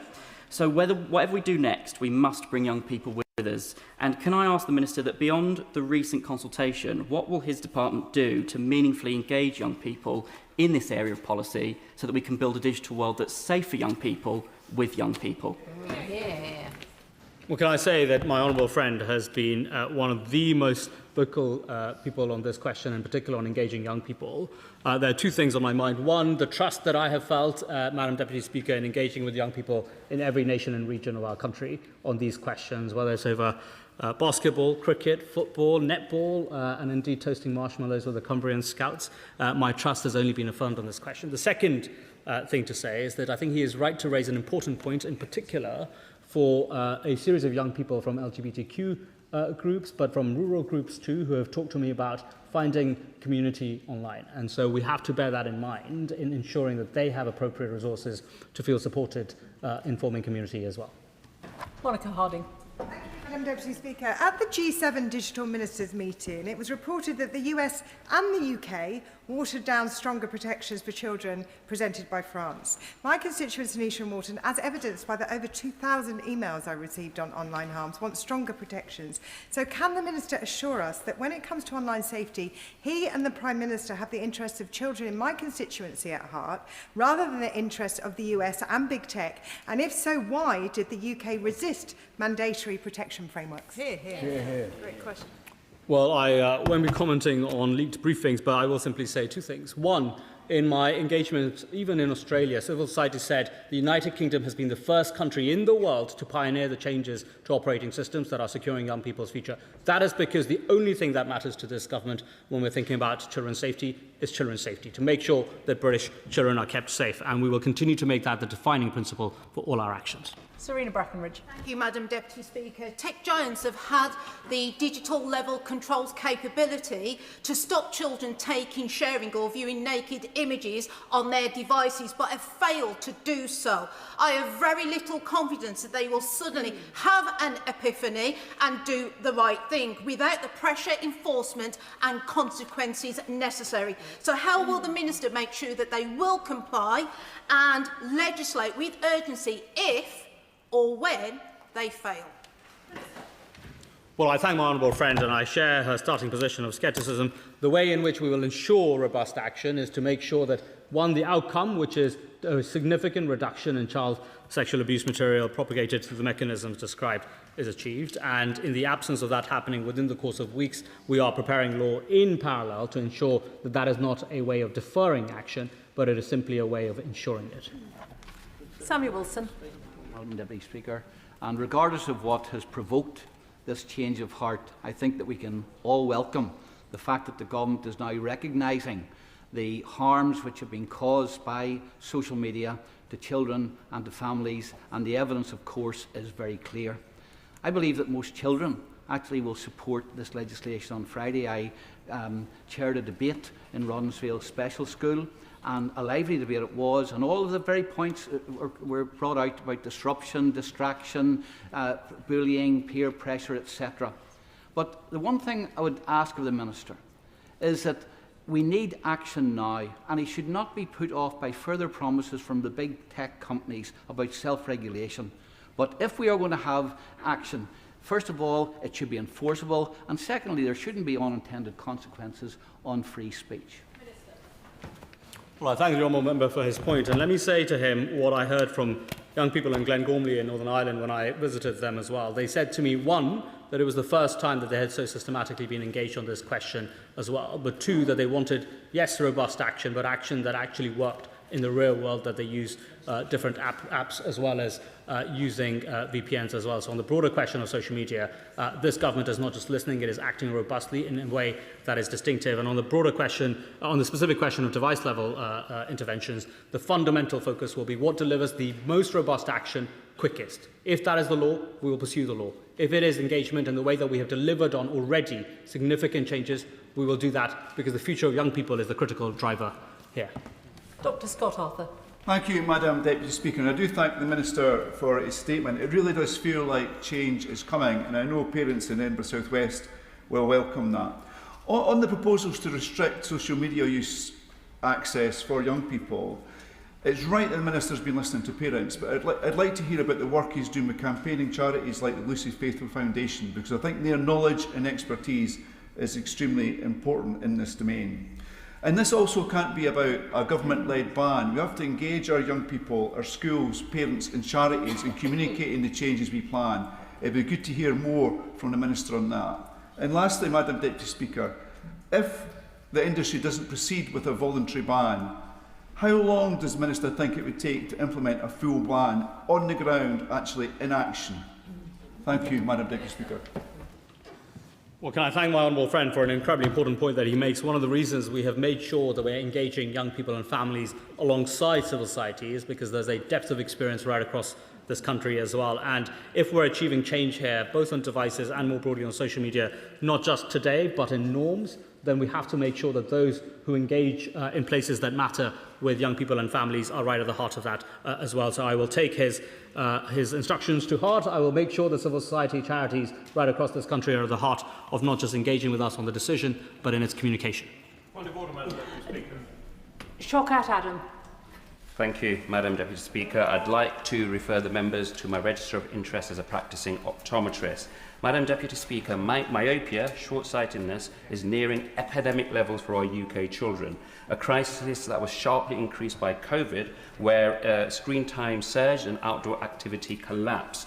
Research shows that nearly 1 in 3 of our UK children will now be short-sighted, and the rate is still rising. Short-sightedness after a certain dioptric level can lead to retinal conditions, which leads to sight loss. So can I ask the Minister, when developing any digital policies, consideration be given to the devastating impact of screen time on our children's eye health? Well, the honourable member raises an important point. I'll make sure that it is considered fully in the evidence that we are including in making decisions on this question. And finally, Chris Vince. Thank you, Madam Deputy Speaker. And can I thank the Minister for his response to the UQ. I've always been a big fan of his style. But I also echo the points made by the Father of the House when he talks about the importance of holding social media companies to account. He won't be surprised to hear I've done extensive consultation with parents, teachers and young people in my constituency of Harlow about this very issue. And I would echo the comments made by the Chair of the Education Select Committee that I don't think that social media companies are taking their responsibilities seriously. However, would he agree with me that if we do look at some sort of ban for social media, something I think would be a good idea, it will only be effective if we make sure that there is the technology and that people cannot circumvent those age verification tools. That's really important. Madam Speaker, not even my mother has complimented me on my style, so a visit to Harlow is imminent, I can confirm to the honourable member. He is totally right, and one of the reasons that we have taken time to make sure we're engaging with families and young people is to understand exactly how age verification technology, crucial to whether we look at a platform ban or features and functionalities limitations, age verification is crucial. We want to get it right, we want to get it robust so that young people in this country are kept safe. Point of order, Lincoln Job. Thank you, Madam Deputy Speaker. A few moments ago, I asked the Minister why he was coming here to answer an urgent question rather than bringing forward a government statement. And I believe his answer was along the lines of that he thought that Home Office ministers had already made a statement earlier on today. We're both new here, but given that statements tend to follow urgent questions, and there hasn't been one, and I've sat through Home Office OPQs, that the Minister may have inadvertently misled the House. And so I wondered what opportunities there are for the record to be corrected. Can I thank the honourable gentleman for his point of order? He will, of course, know that in the first instance, statements should be made to the House. And, of course, today we've had an urgent question to address this issue. If there has been any inadvertent misleading of the House from the Minister's use of language, I'm sure the front bench has heard that and will want to clarify the matter for him. Minister? I heard the Home Secretary deliver a statement at the start of Topicals. It may not have been the fullest format, but it was a very clear statement of the policy as well. But I'm, of course, happy to keep answering questions as long as the House likes. Which I think brings us to the end of that urgent question. I'll allow a couple of moments for the front bench to swap over.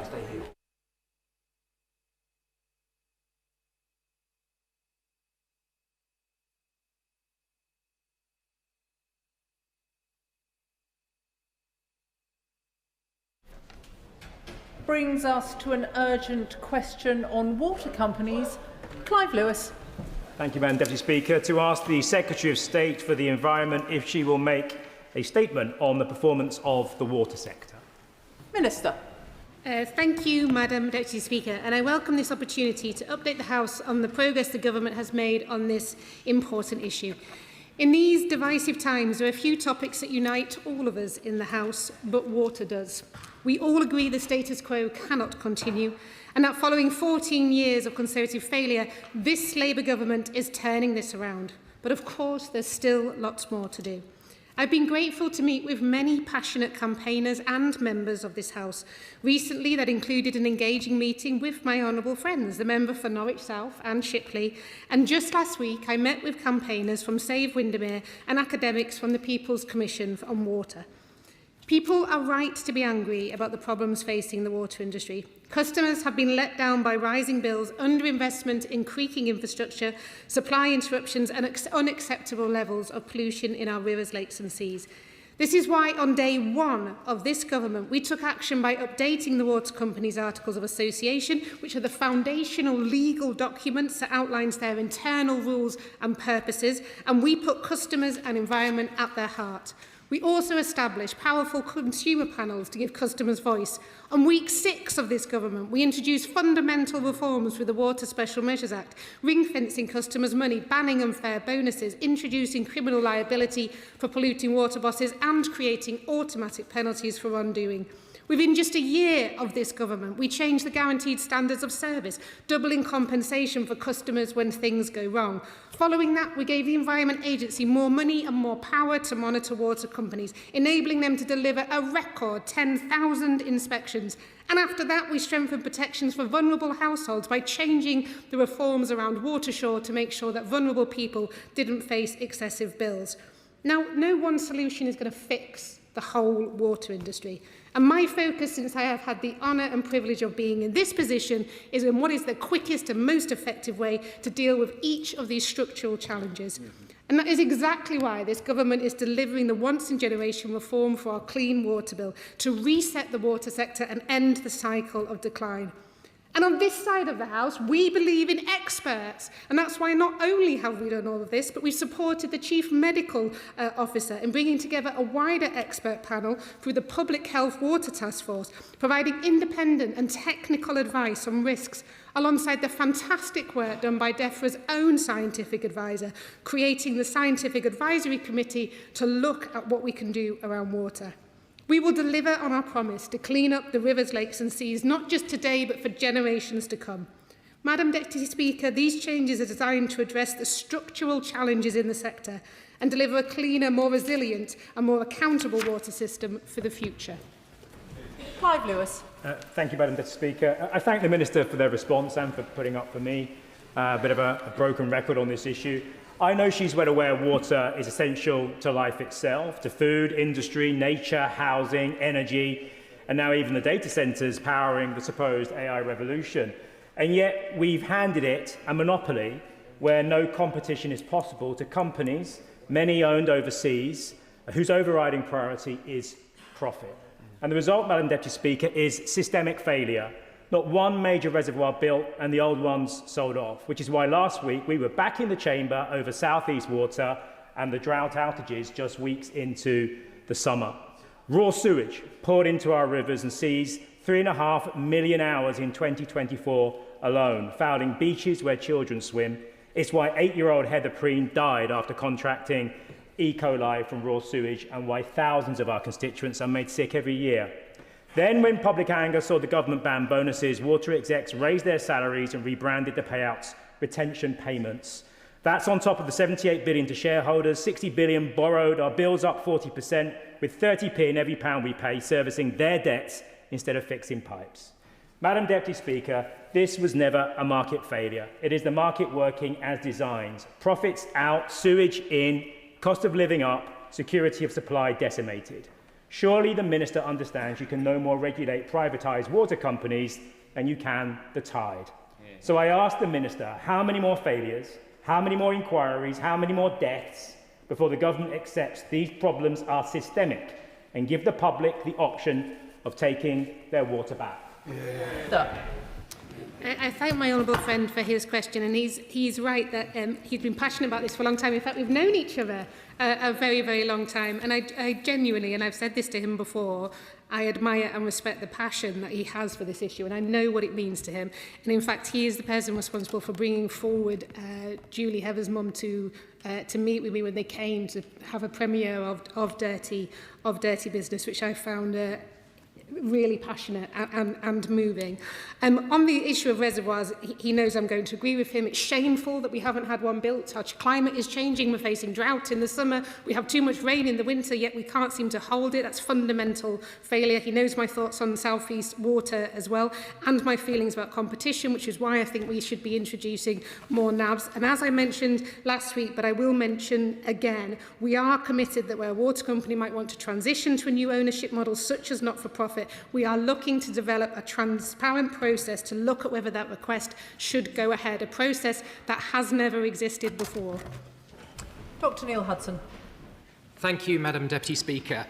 Madam Deputy Speaker, Labour came into government promising major reform of England's water sector, but progress so far has been slow. Their Water Special Measures Act was largely rebadging many Conservative reforms.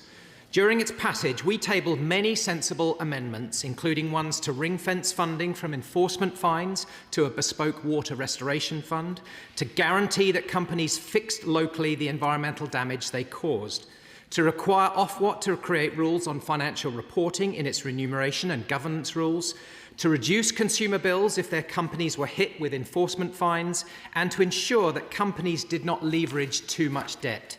Sadly, the government failed to support those amendments and very much missed the opportunity to increase accountability through these amendments. We on these benches have been clear. No one wants to see water companies such as Thames Water collapse. While water supply would continue, failure would expose taxpayers to billions of pounds of liabilities and drive customer water bills sharply upwards without addressing the underlying issues.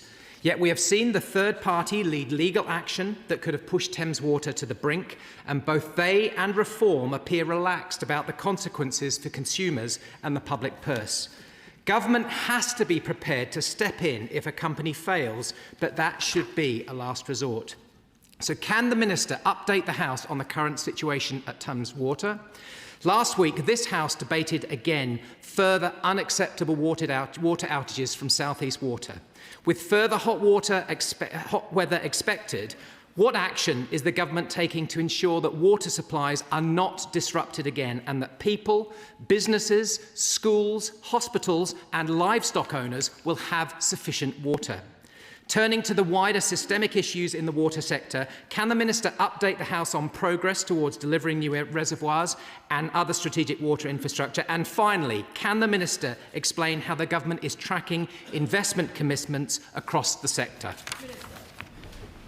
Thank you. And I think the shadow spokesperson managed to read his statement out without actually listening to the answer that I've given. But I'm always keen to update everybody on the action we have already taken. So just in case he missed it, happy to say it again. We've passed the Water Special Measures Act. We ring-fence customers' money so it cannot be diverted away from investment, secured £104 billion of private investment to upgrade our infrastructure, giving the EA more powers to monitor water companies, banned unfair bonuses, introduced criminal liability for water bosses, introduced automatic penalties, reduced the burden of proof for many offences so regulators are on the front foot, introduced cost recovery to shift the cost of pollution onto those who could pollute, banned the sale and supply of wet wipes, reformed our bathing water regulations, established the Water Delivery Task Force, more than doubled compensation for customers when things go wrong, and introduced strengthened protections for vulnerable households through reforms to the Water Shore scheme. In fact, Madam Deputy Speaker, I'd say we've done more in 20 months than that government did in 14 years. Chair of the Environmental Audit Committee, Toby Perkins. Well, thank you very much indeed, Madam Deputy Speaker. And my honourable friend is absolutely right to say that we are united by our anger about the systemic failures in the water industry, both in terms of regulation on financial regulation and environmental regulation, and the underinvestment that has been in infrastructure over a long period of time. The fact that Welsh Water, a not-for-profit water company, are also a poor performer when it comes to the environment shows it's not as simplistic as saying that profit is the only issue here. Now, my honourable friend has rightly, this government's rightly addressed one of the issues in terms of the amount of investment that is going in. There is higher bills. We need to see results for that. And we also do need to see this regulatory reform coming forward as soon as possible. But can she assure the House that the water bill that she brings forward will actually tackle both the environmental failures that we've seen and also make sure we've got a regime in place that prevents the kind of appalling indebtedness that we saw with Thames Water and the industry more generally prioritising those debts ahead of delivering for customers? I thank my honourable friend and for the work that he does as chair of the Environment Audit Committee. And he's right to highlight the underinvestment in infrastructure. In fact, some of the problems we have around resilience are quite frankly because of the underinvestment in infrastructure, which is why we need to set resilient standards. And he's right to say that we need to see action that results from having those higher bills, which is why we formed the Water Delivery Task Force to actually hold the water companies to account for the promises that they've made on delivering infrastructure. And one of the things you mentioned about the point of having the integrated regulator is in at the moment you have Ofwat looking financially, the Environment Agency looking at the environment, Drinking Water looking at Drinking Water Inspectorate. By abolishing them and bringing them into one, you will have an integrated regulator that at its heart places environment, customers and what's been missing for the last 14 years, public health, which is incredibly important. And finally, yes, I agree with his point on debt levels as well, and that was one of the things that was in the Sir John Liff Commission. Liberal Democrat spokesperson Charlie Maynard. Thank you, Madam Deputy Speaker. Thames Water serves my Witney constituency and embodies the systemic failures of this sector. The company is in breach of its licence conditions by not holding any investment-grade credit ratings for nearly the last 2 years and by failing to inform Ofwat and the government of the change of control at the company. This government has stood by and let this happen. Now the government's only plan is to hand the company over to the very same creditors who have pillaged and continue to pillage the company. The government must now change course, put Thames Water into special administration and bring it out as a business mutually owned and operated by the interests of its customers and the environment. And I find it extraordinary the Shadow Minister comes across as a corporate shill because I have provided him with information which is Thames Water's own independent expert information which demonstrates that it will cost zero to the government in the medium term. I have provided that information, you've not responded. So please will the government now put the company into special administration? Minister. I thank him for his question, but I think it's a misrepresentation, of course, I'm sure by accident, to say that this government is doing any kind of deals. The government is working closely with Ofwat, who are evaluating the consortium's proposals, but of course this government will always put the best interests of customers and the environment at its heart. And as I've said many times in this House, we stand ready for all eventualities, including being ready to apply for special administration if necessary.